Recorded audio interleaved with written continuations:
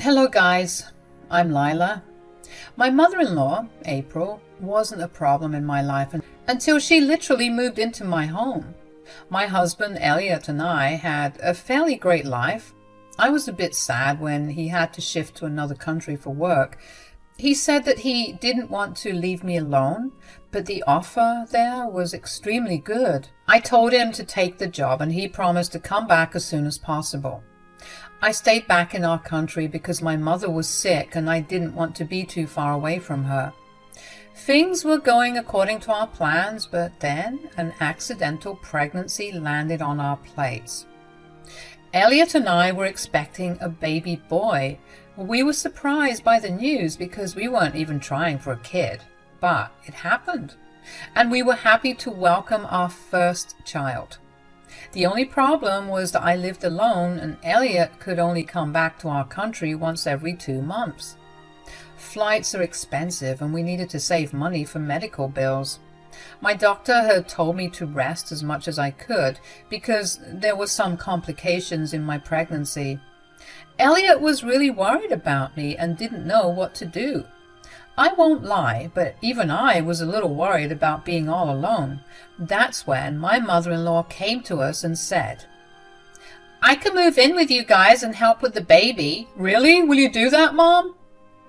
"Yes, why not, son? Lila is carrying my grandbaby, so this is the least I can do. She can't stay alone in the house and needs some help." "I do need some help, April. I'm tired all the time and have been told to take it easy, but it's just difficult to manage everything on my own and find time to rest." "Well, that won't be a problem if I move in with you. I will be a lot of help and I can also give you breaks when you are overwhelmed with my grandson." "Sounds like a good idea, April. Thank you so much for offering to help." I was truly grateful for her help. My husband was going crazy worrying about me living alone, so he was relieved when his mom offered to help. She was the best candidate to stay with me because we thought she was reliable and trustworthy. My husband, especially, thought it was a great idea to have his mother stay with me because he trusted her to take care of me.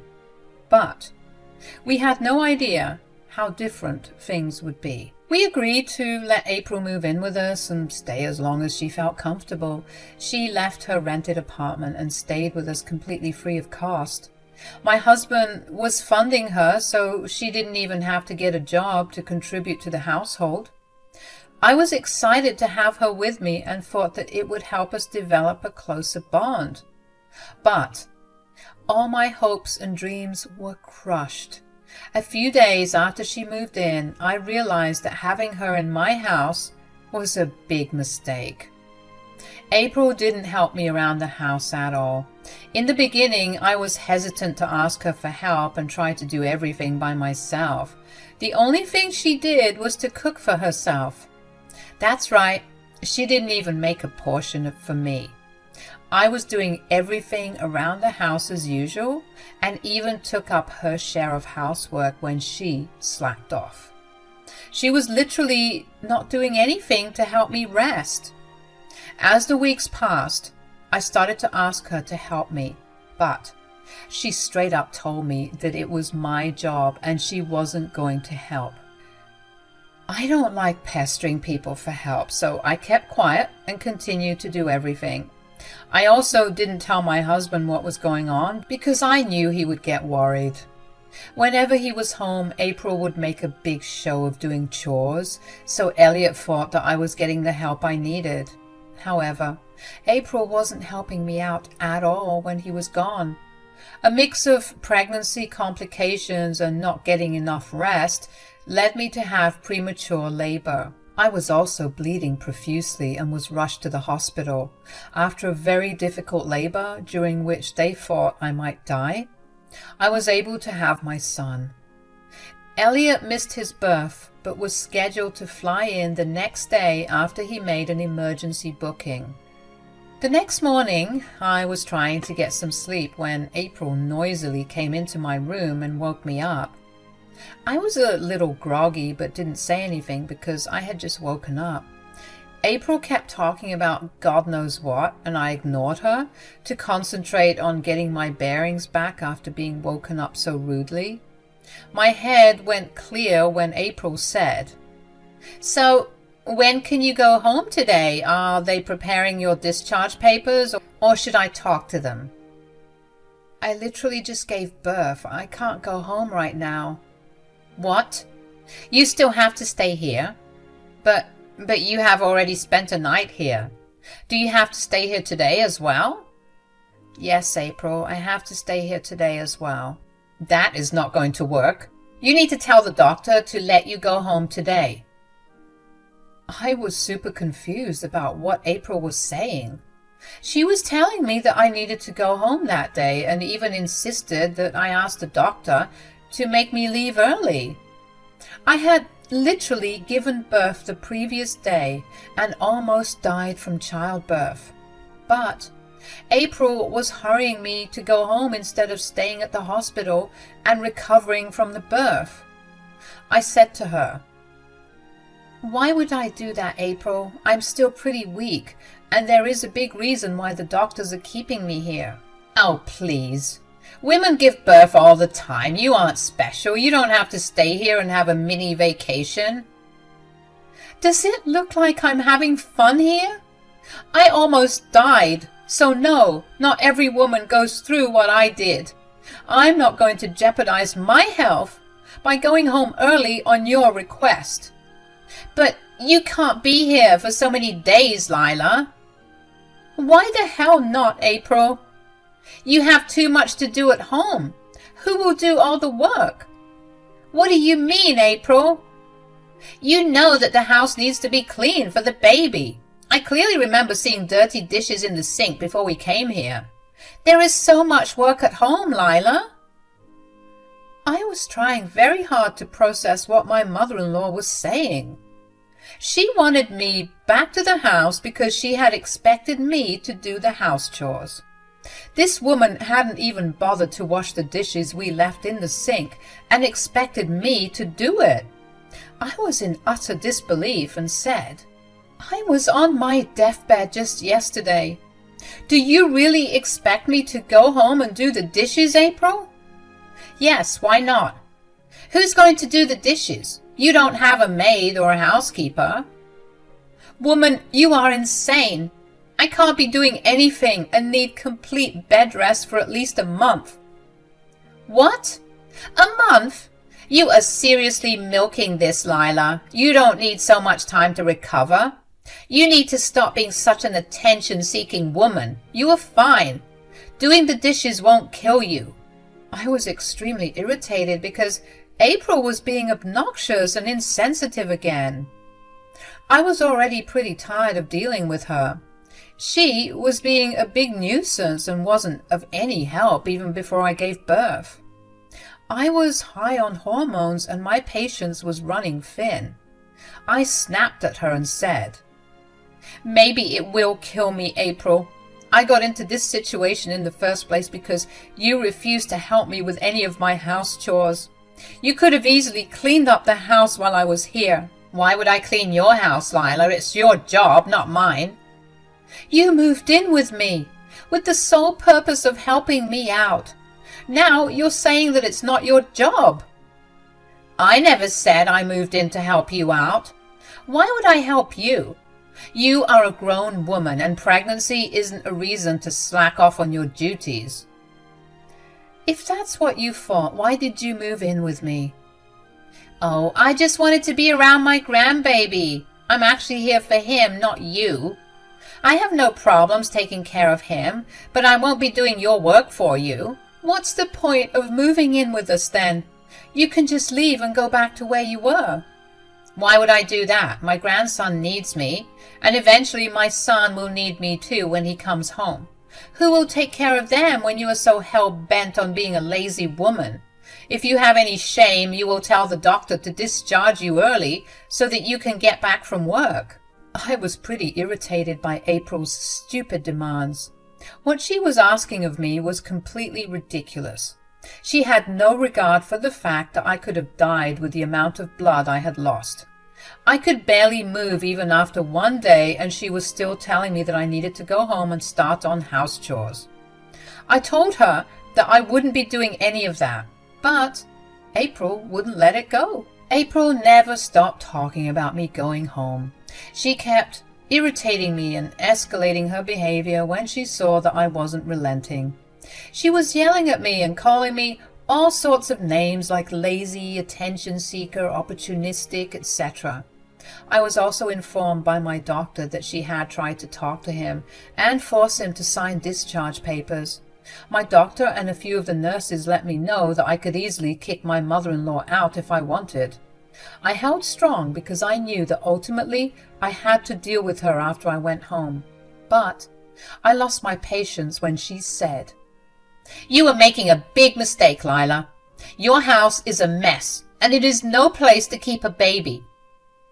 In that case, you need to go back home and start working on it. You need to help out too if you plan to stay with us. You are being very rude and neglecting your duties, Lila. If you continue to do this, I might just have to teach you a lesson." "What is that supposed to mean, April?" "I don't know. Maybe the CPS will make a surprise visit one day and see how filthy your house is. You know that they take these things seriously, right? God knows what they might do if they see you not taking care of your house and making your son live in an unhygienic place." April was straight up threatening me. I looked at her in disbelief as she gave me a sly smile and then a smirk. She was telling me that she wasn't above calling CPS to take my child away. The very fact that she was willing to go to this extent to make me work around the house sent me into a rage. My motherly instincts kicked in the moment April threatened to have my baby taken away. I decided that I was no longer going to accept her horrible behavior and finally took a stand for myself.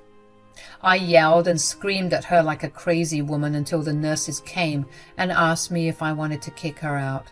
I told them that yes, I didn't want April anywhere near me or my child anymore. April threw a major tantrum and hurled abuses at me when I asked her to leave. She was screaming at me and instantly my blood pressure spiked. The nurses rushed in to calm me down and called security to throw my mother-in-law out. She refused to leave on the nurses' insistence, so they had to involve hospital security. After April was taken away, I broke down crying because of all the stress. The nurses calmed me down and I called a friend over to come and see me. She immediately arrived at the hospital and stayed with me until my husband arrived that day. Elliot came to see me and our son as soon as he landed. He came to the hospital and straight from the airport and changed in my bathroom before holding our baby. We had some private time together with the three of us, and finally, I felt like I was at peace. Elliot was extremely worried about me and said that he was scared something was going to happen to me. He made sure that I was all right, and then he settled down with our son. I had a doubt that he knew April was kicked out of the hospital. I wanted to talk to him about it, but he decided to beat me to it. He said, "Honey, why did you kick my mother out?" "So, she's told you about that already?" "Yeah, I called her on my way to the hospital from the airport. I just wanted to check on you and tell her that I was coming. She started to cry and said that you kicked her out." "Wow, so she cried to you. I'm pretty sure she said that I was being hormonal and unreasonable, right?"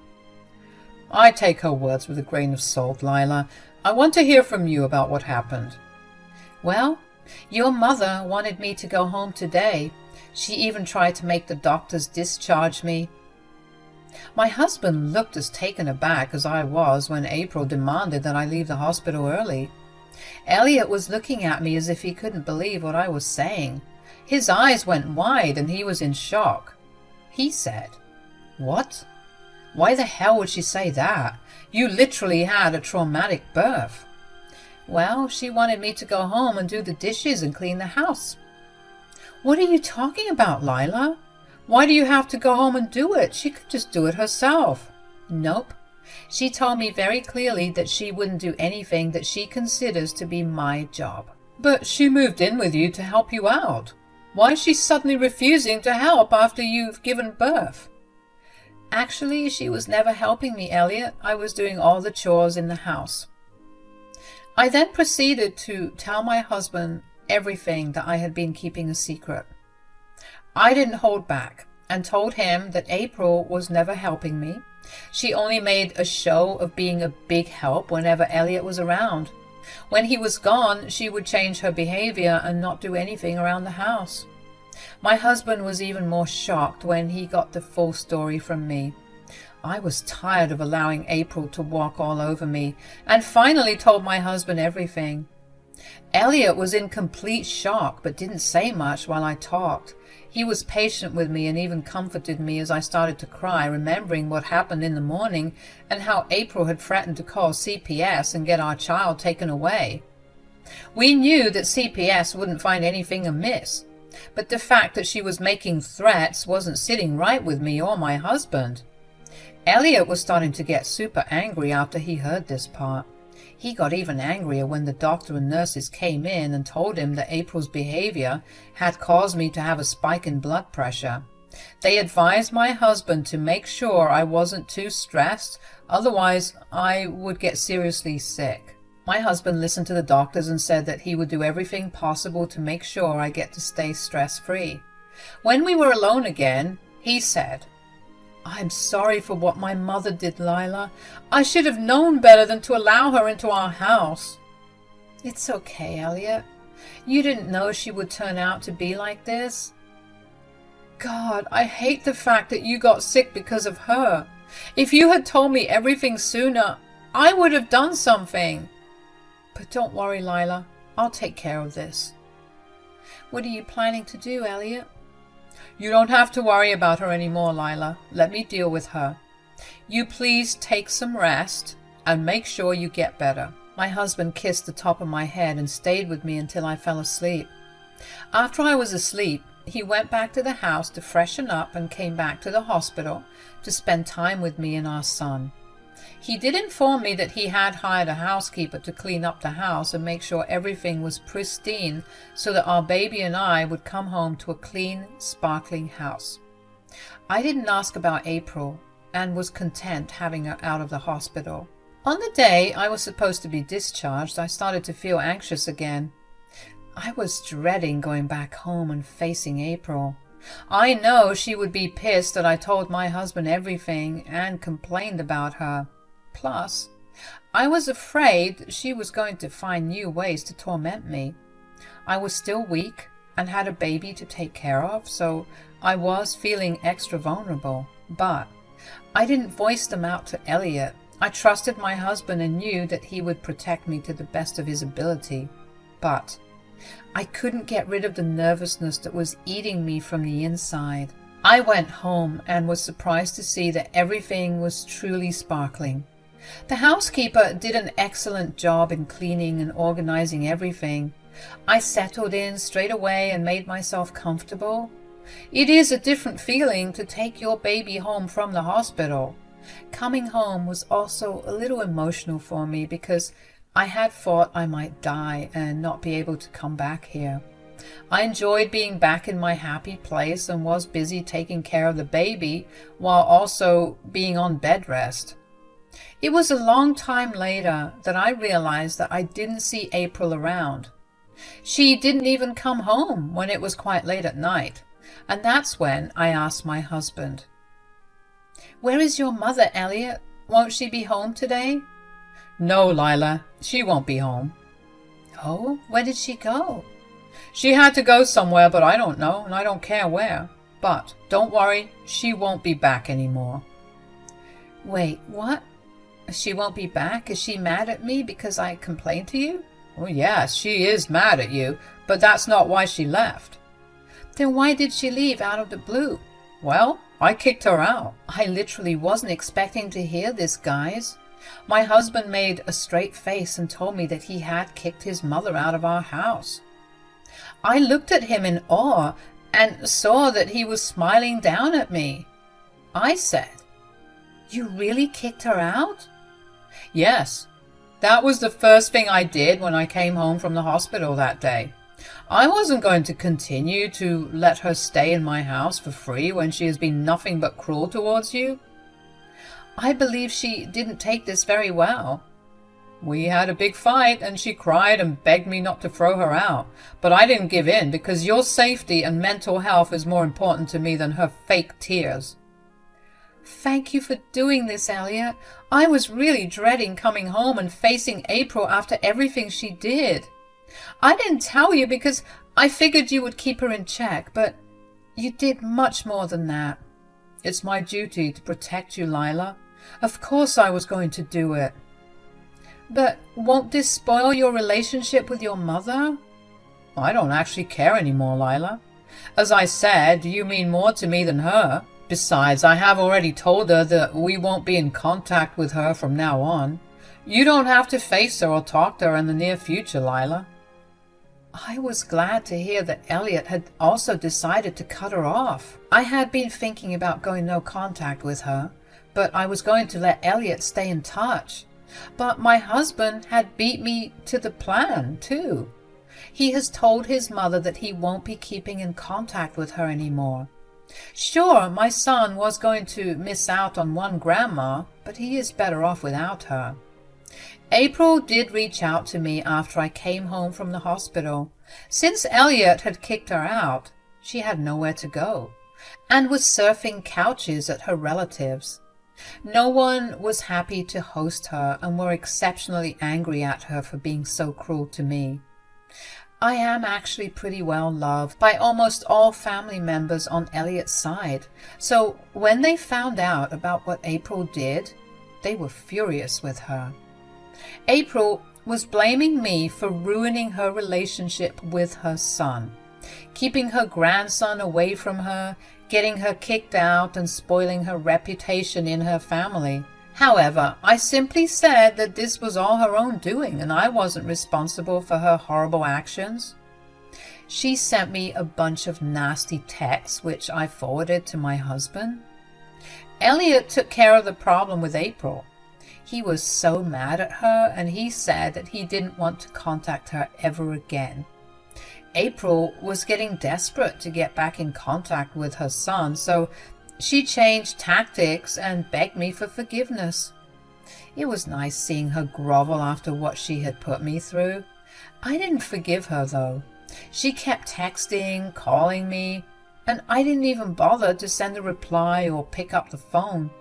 Eventually, she stopped, and maybe started to harass Elliot again. My husband never let me deal with April's drama again, just like he had promised. He also got a transfer back to our country, and now we are living together like we did after we got married. Our baby is going to be a year old very soon. Time flies. And it was a magical experience watching my little one grow up right before my eyes. Sometimes I feel sad that I couldn't enjoy my pregnancy, but I am grateful for what I have right now, and I am happy that April is no longer in our lives.